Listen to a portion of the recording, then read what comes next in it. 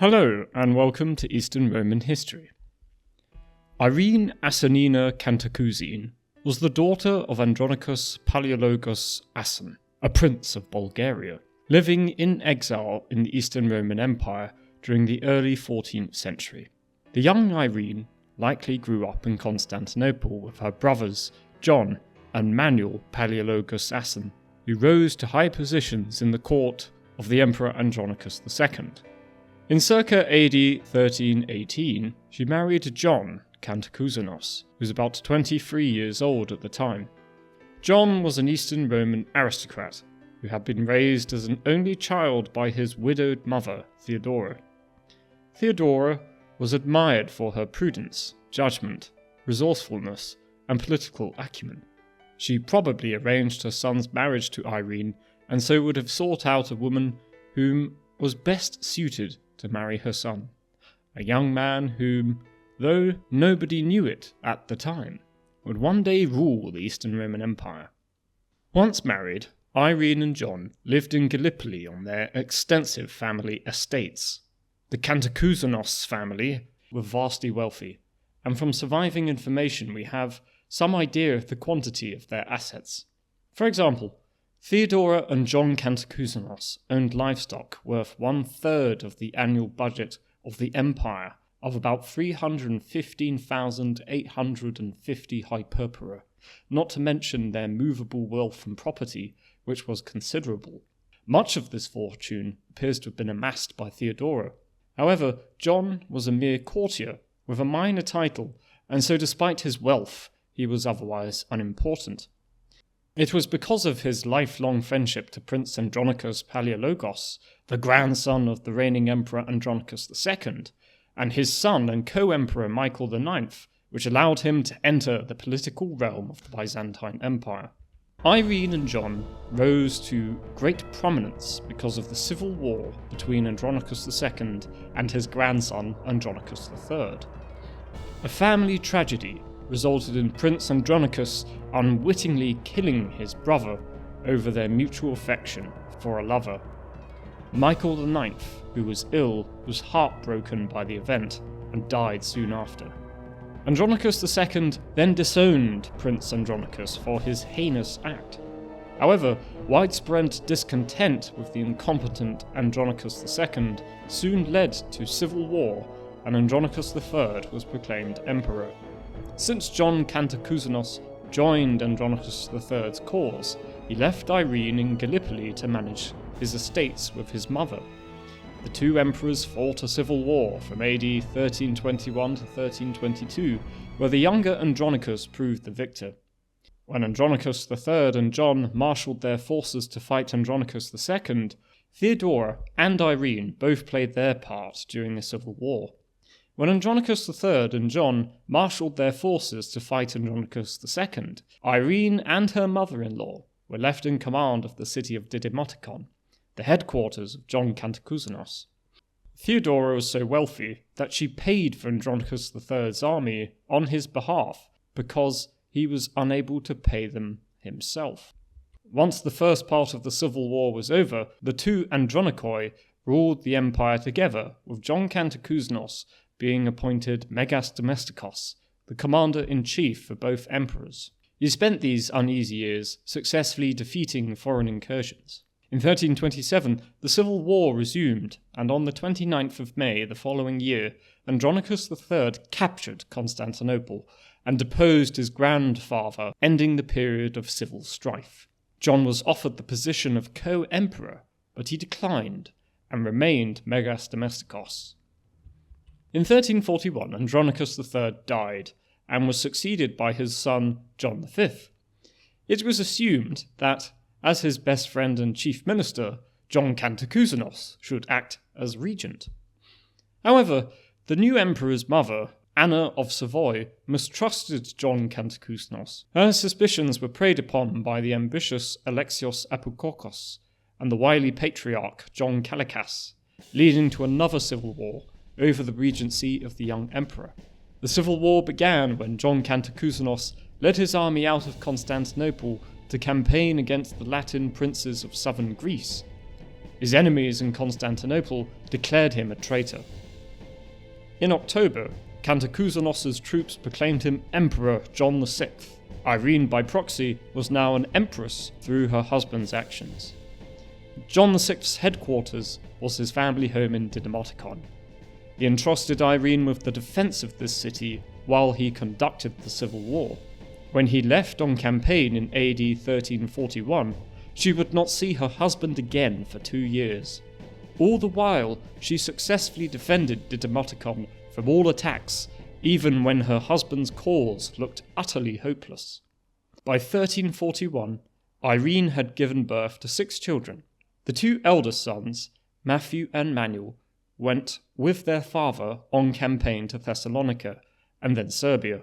Andronicus, her youngest son, was a prisoner in Constantinople with Theodora, whom was arrested. She died while living in miserable imprisonment, and all her wealth in her townhouse in Constantinople was confiscated by the regency. Irene's 3 daughters, Maria, Theodora, and Helena, remained in Didymotikon with their mother. To assist Irene, Manuel Asen, her brother, was assigned the command of the garrison, whom protected the city from the various raids and attacks sent by regency forces. While Manuel attended to the military disposition of the city, Irene remained in charge of all the other aspects of defending her besieged settlement. Many marvelled at her courage during these times. The Aedenid Turks travelled to Gallipoli and then marched north to relieve the city. Once victorious, Umar made camp outside Didymotikon for 3 months.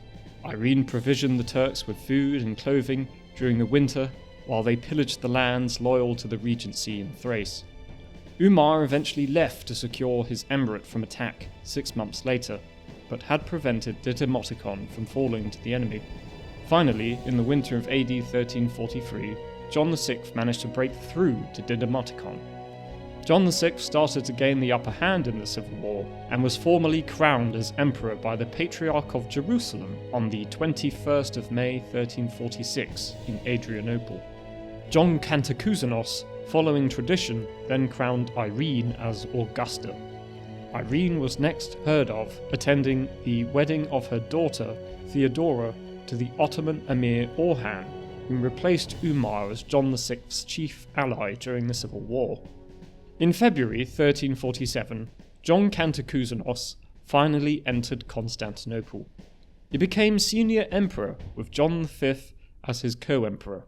The latter then married Helena Kantakouzene to repair the rift between the Palaiologan and Kantakouzene households. John VI and Irene were recrowned in Constantinople by the new patriarch of that city. Irene was so relieved and jubilant at the triumph of her husband in the civil war that on the 2nd of February 1347, when he entered the city, which coincided with the feast of the purification of the Virgin, Irene commissioned Nikephoros Gregoras and other scholars to compose speeches of thanks to the Virgin Mary for making John VI's victory possible, and so that the event would be remembered for all time. Gregoras' speech has survived and is written as if it was spoken by Irene herself.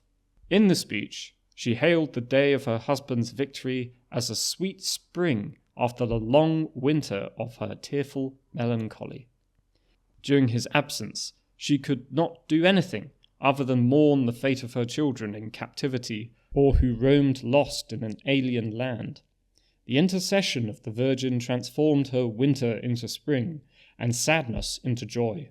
Although the speech never became an annual tradition, it does tell us something of Irene and Gregoras' elation at the triumph of John VI over the regency. Contained in the text is Gregoras' own prayer to Irene, beseeching her to continue to watch over her people. In 1348, John VI relied on Irene once again. He left her in charge of Constantinople while he campaigned against the Bulgarians who attacked the frontier. Upon his return, John VI fell ill. The Genoese took the opportunity to attack Constantinople, to avenge themselves on the emperor and his measures to undermine their trade monopoly. His successful commercial enterprise gave him sufficient funds to begin rebuilding the Eastern Roman navy. In August 1348, the Genoese sailed from Galata and burned as many ships as they could find. Irene refused to negotiate with the Genoese, and gaining the support of the people of Constantinople, organised the defence of the city walls along with her son Manuel and her son-in-law Nikephoros, who had married Maria. Despite repeated attacks, Irene successfully defended the Theodosian sea walls. Nikephoros Gregoras reported in his Roman history, "Such was the feeling in the air that everyone helped in the defence, bringing out weapons and horses. Builders, tailors and metalworkers all took to arms, and labourers and navvies who enlisted as mercenaries found themselves handling oars and taking to the sea. Even slaves were given weapons by their masters and taught themselves the use of bows and arrows, for the unexpected crisis goaded everyone to eagerness." The Genoese were forced to withdraw with many casualties and sent ambassadors to negotiate. The Empress sent them away, refusing to come to terms while her husband was ill. On the 1st of October 1348, John VI recovered and warmly commended the bravery of his wife Irene. John VI also refused to negotiate and decided to meet the Genoese in battle. In 1349 he fought the Genoese with his fleet of a few warships and dozens of smaller vessels, and even boats. This motley armada of inexperienced sailors was bested by the professional Genoese navy. While John VI was ultimately unsuccessful, no one faulted Irene for her spirited defence of Constantinople. In August 1351, Matthew Kantakouzene was discontented that John V had been allowed to keep the throne and felt he should become the heir apparent. Empress Irene travelled to Adrianople, where she successfully placated him. He was granted Western Thrace as an appanage, an important command since that area was closest to the Serbian Empire, which had annexed half of the Byzantine Empire during the Civil War. However, when Irene returned to Constantinople, she was met by the news that her youngest son, Andronicus, had died from the Black Death. He was 14 years old. She was not consoled when she was told that God was punishing her for her husband's adherence to hesychasm. She soon got her own back. Since Irene was the Empress of John VI, her name was entered into the Synodicon of Orthodoxy, the liturgical document in the Orthodox Church that records the champions of Christianity because of the Orthodox Church's formal adoption of hesychasm that year during a synod presided over by the emperor. In 1352, when Matthew Kantakouzene and John Palaiologan resumed their argument over the succession, Irene attempted to mediate between them. At the request of her husband, she left with a delegation of 3 bishops to accompany her and throw their own powers of persuasion behind her own. Alas, Matthew and John V were irreconcilable. The 2 young men led partisans against each other. John V was defeated and forced to flee to the island of Tenedos. In 1353, John V returned to try and seize Constantinople. Once again, John VI was absent, and so it fell to the Empress Irene to defend the capital. In the long annals of Eastern Roman history, this was the only time a Roman emperor was defeated by a Roman empress in war, for Irene was victorious against her son-in-law and thwarted his attempt to seize the capital. This event induced John VI to exclude John V from the succession and proclaimed Matthew as co-emperor. He was crowned in February AD 1354. However, with the sudden fall of Gallipoli to the Turks, public opinion was torn between the supporters of Kantakouzene and those loyal to the Palaiologoi, and this latest humiliation seemed to push the public to favour the young son of Andronicus III. On the night of the 21st of November 1354, John V sailed from Tenedos and occupied Constantinople. To prevent another pointless civil war, John VI and Irene abdicated the throne. After consulting with Irene, John VI divested himself of his imperial regalia and became the monk Joseph. By taking his monastic exile, he had to be parted from Irene. Irene herself became a nun, retiring to the convent of Kira Martha, renaming herself Eugenia. In 1357, Irene was asked to join a plot to free the imprisoned Matthew and place him on the throne after he had been forced to abdicate because of a civil war between himself and John V. She refused. Irene attended the ceremony where Matthew swore an oath to acknowledge John V as sole emperor and renounce the throne. She then remained in her convent until 1361. John Kantakouzenos, Irene, and Matthew left Constantinople to visit their son Manuel Kantakouzenos, whom ruled the empire's territory in the Peloponnese. Matthew took over as ruler from Manuel, and the trio returned to imperial territory. Irene died between the years 1363 and 1379. Unfortunately, our sources for the later 14th century become significantly less detailed, and information remains sparse. Irene was undoubtedly a brave woman.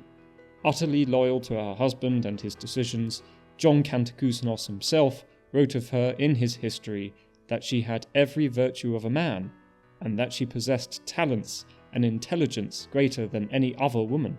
Though it may seem strange to us, his way of expressing his admiration for her, for a medieval Roman, this was the highest sort of praise a man could give a woman. Gregoras often extolled the strength of her character as well. I hope you've enjoyed this video. Please remember to like and subscribe, and thank you to my generous patrons for their support. And this has been Eastern Roman History.